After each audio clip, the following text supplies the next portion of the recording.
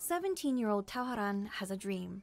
I want to be a doctor because if I will be a doctor, I can do everything for our Rohingya community. But here in Bangladesh, he's not allowed to attend any local schools because he's a Rohingya refugee. Kuhakan is one of 730,000 Rohingya Muslims that fled Myanmar in 2017, escaping a brutal government crackdown. Now, he lives at a cramped refugee camp in Cox's Bazar, where, according to UNICEF, centers have been forbidden by the government from teaching the Bangladeshi curriculum.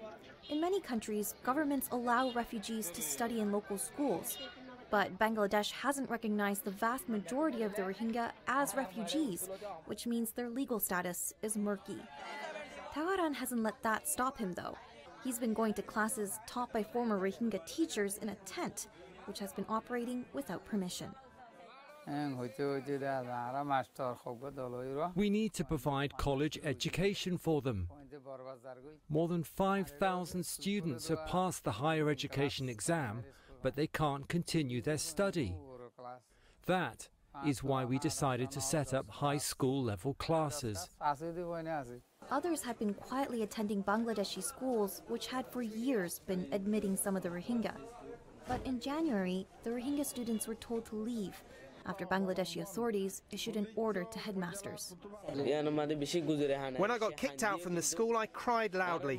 When I came home with the news, my parents were also very upset. UNICEF warns there will be a lost generation of children, but Bangladesh's government says the country can't afford to integrate them. The government is concerned that they may get involved in crimes and conflict. That is why we have been asked to keep an eye on them. If they have access to education, it could be worse. Even the makeshift school is facing big problems. Donations from students' families and NGOs had kept it running, but now its principal is struggling to pay the teachers.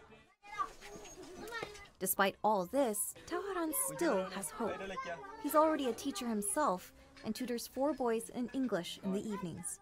I think that if I teach them, they also promote their education, and they can also teach another student, another generation.